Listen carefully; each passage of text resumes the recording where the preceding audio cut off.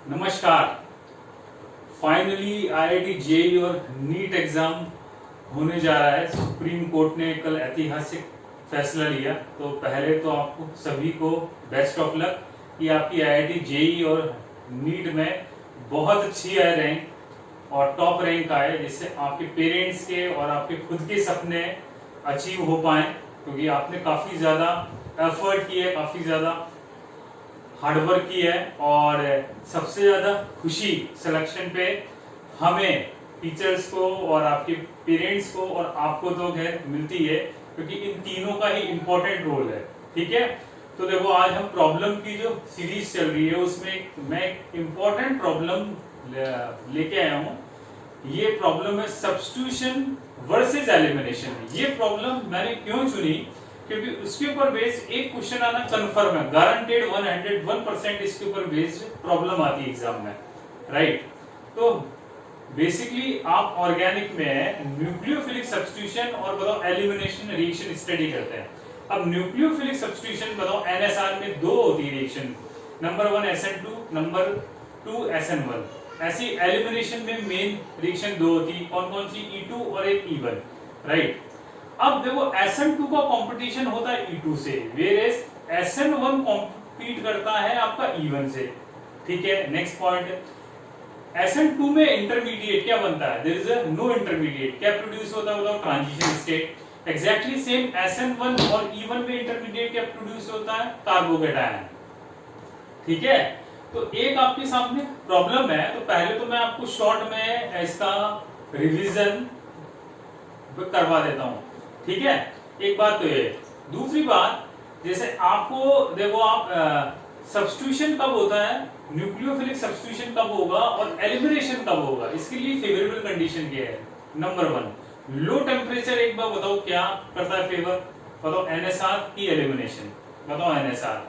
High temperature क्या करता है फेवर, एलिमिनेशन, क्योंकि बताओ एलिमिनेशन में there is a breaking of sigma bond and it will give the pi bond, तो डेफिनेटली हाई टेम्परेचर चाहिए होगा। नंबर 2 स्ट्रॉन्ग न्यूक्लियोफाइल क्या फेवर करेगा बताओ, एनएसआर, जबकि स्ट्रॉन्ग बेस क्या फेवर करता है, एलिमिनेशन। नंबर 3 हिंडर्ड बेस क्या फेवर करता है बताओ, एलिमिनेशन या फिर एनएसआर, नो डाउट एलिमिनेशन। ठीक है, राइट। तो बताओ स्ट्रॉन्ग बेस, हमें अच्छा बेस तो एलिमिनेशन के लिए चाहिए और अच्छा न्यूक्लियोफाइल हमें न्यूक्लियोफिलिक सब्स्टिट्यूशन के लिए चाहिए। ठीक है, राइट। तो पहले तो आप ऐसे क्वेश्चन में क्या कर लें जज कि आपके पास जो सबस्ट्रेट है वो बेसिकली SN2 दे रहा है या SN1 दे रहा है। अब SN2 का कंपटीशन E2 से होगा, जबकि SN1 का कंपटीशन E1 से होगा।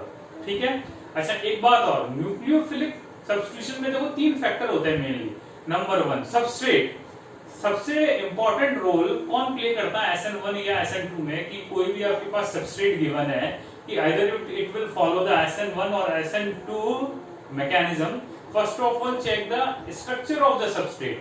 Number 2 न्यूक्लियोफाइल, न्यूक्लियोफाइल आपने कौन सा लिया है, वो कंट्रोल करता है कि रिएक्शन SN2 जाएगी या SN1 जाएगी। और नंबर 3 है solvent, solvent will play the supporting role, right. जैसे बताओ यदि मैं इन तीनों की करूंगा तो बताओ 3 डिग्री हैलाइड, ये क्या देता है, SN1। प्राइमरी हैलाइड बताओ कौन सा देता है, SN2। Number 2 strong nucleophile, negatively charge nucleophile बताओ क्या करता है favour, SN2। Whereas neutral nucleophile क्या फेवर करता है, SN1। ठीक है, फिर next factor polar protic solvent will favour the SN1 because SN1 is known as solvolysis और हाइड्रोलाइसिस। और एक और इंपॉर्टेंट बात, Lewis acid will promote the formation of the carbocation and it will mainly give the SN1। Whereas polar aprotic solvents such as DMF, DMSO, acetone, crown ether, these are the best solvent for the SN2 reaction because it will effectively solvate the cation and anion is completely free to participate in the organic reaction. Okay, तो ये मैंने story को conclude कर दिया। अब हम problem की तरफ आते हैं। देखो आपके पास प्रॉब्लम क्या है, आपके पास एक मॉलिक्यूलर फॉर्मूला है गिवन, उसका मॉलिक्यूलर फॉर्मूला है C6H13Br।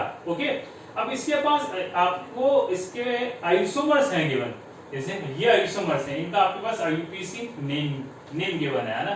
देखो ये आइसोमर्स कौन कौन से हैं? Number 1 1 bromohexane, number 2 3 bromo 3 methyl pentane, number next है 1 ब्रोमो 2,2 डाई मिथाइल ब्यूटेन, फिर है 3 ब्रोमो 2 मिथाइल पेंटेन और लास्ट है 2 ब्रोमो 3 मिथाइल पेंटेन। ठीक है, ये 2 2 4 5, ये 5 आइसोमर हैं गिवन। ठीक है, राइट। अब आपके पास जो टोटल प्रॉब्लम है 8, मैं A to H तक है प्रॉब्लम, वो यहां मैं डिक्टेट कर रहा हूं, उनका आपको आंसर देना है विद लॉजिक। कॉपी पेन आप साथ लेके बैठे और कमेंट बॉक्स में आप उसका आंसर टाइप करें। और प्लीज आप जो मैं आपसे क्वेश्चन आंसर पूछ रहा हूं ना, उसका आप आंसर डेफिनेटली दें, है ना, क्योंकि it is a 2 way communication. आप लोग मान लो रिप्लाई करोगे नहीं, आप चाहे कोई भी करो, चाहे कुछ भी करो, आप रिप्लाई आपको देना ही है, आंसर है ना, 101% देना है, जिससे हमारा ये सेशन फ्रूटफुल हो, है ना। तो देखो आप पहले तो आप ये कर ले नोट। अब इसमें जो 8 जो क्वेश्चन है, 8 क्वेश्चन है। अच्छा, एक बात आपको पता चली गई कि देखो SN2 वर्सेस E2 होगा, SN2 का कंपटीशन E2 से, वेरेस SN1 का कंपटीशन होगा आपका E1 रिएक्शन से। ओके, क्योंकि इन दोनों रिएक्शन में बताओ क्या बनता है? Transition state. इन दोनों रिएक्शन में इंटरमीडिएट क्या होता है? Produce carbocation. ओके, ठीक है, तो ये क्वेश्चन आप नोट कर लो। अब इसके ऊपर बेस्ड हमारे पास 8 क्वेश्चंस हैं, तो उन 8 क्वेश्चन के आपको जवाब देने हैं मेरे को, तो वो आप कमेंट बॉक्स में टाइप कर दें कि रेस्पेक्टिवली उनका आंसर क्या क्या आया, या फेसबुक के ऑफिशियल पेज पे या व्हाट्सएप पे मेरे को कर दें। ठीक है, तो देखो ये जो 8 क्वेश्चन हैं वो क्या क्या है। नंबर 1 करते जाओ आप नोट। देखो इन 5 में से देखो आप पहले 2 सवाल के स्टार्टिंग के 2 प्रॉब्लम क्या है, इनमें से कौन सा कंपाउंड एनेंशियोमर के फॉर्म में एग्जिस्ट करेगा, और नंबर 2 सवाल कौन सा कंपाउंड डायस्टियोमर की फॉर्म में एग्जिस्ट करेगा, है ना। Question the compound exist as enantiomers, enantiomer की फॉर्म में कौन एग्जिस्ट करेगा। Number 2 the compound exist as diastereomer. इन 5 में से कौन डायस्टियोमर की फॉर्म में एग्जिस्ट करेगा, वो आपको आंसर देना है। ठीक है, number see the compound which gives fastest SN2 reaction with sodium methoxide. Okay, number D, right, the compound which gives E2 not SN2 with sodium methoxide in presence of methanol। मतलब कौन सा compound only E2 दे रहा है और SN2 नहीं दे रहा, with sodium methoxide in methanol, right. Next problem the compound which gives only one alkene in E2 reaction.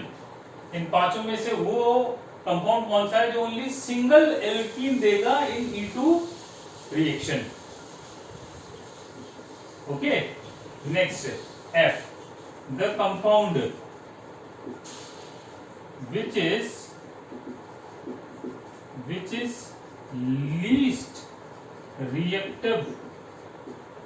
least reactive towards sodium methoxide in presence of methanol।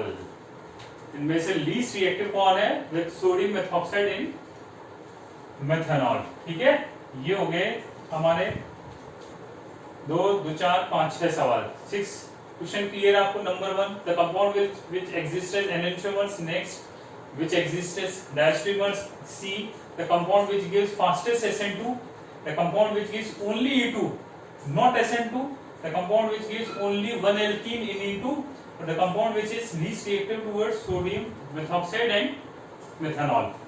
अब last के जो दो प्रॉब्लम है वो क्या है, G और H। G है the compound which gives fastest SN1 reaction. इनमें से कौन फास्टेस्ट SN1 रिएक्शन देगा। तो final question, the compound which gives rearranged product, which gives rearranged product in SN1 reaction। Okay, तो ये हमारे 8 प्रॉब्लम्स हो गए जो आपको सॉल्व करना है। ठीक है, तो पहले आप इनकी स्ट्रक्चर पांचों की आप ड्रॉ कर लें, और एक बहुत ही वर्ल्ड क्लास प्रॉब्लम है, क्योंकि देखो आपका SN2, E2, SN1 और E1 इसमें सारा कुछ हो गया कवर। एक प्रॉब्लम से आपका 10 हार्डली आपको 10 मिनट का टाइम कंज्यूम होगा, तो पूरे कॉन्सेप्ट आपके रिवाइज हो जाएंगे। ठीक है, तो इसको आप जरूर अपने दोस्तों के साथ, फ्रेंड्स के साथ शेयर करें, और इस क्वेश्चन का आंसर दें, कमेंट बॉक्स में आप टाइप करें। ठीक है, तो डेफिनेटली इसका आंसर दें, क्योंकि आप रिप्लाई करेंगे, कमेंट करेंगे, तभी मेरे को पता चलेगा कि आप वीडियो देख रहे हैं या नहीं देख रहे। Okay, so thank you so much again.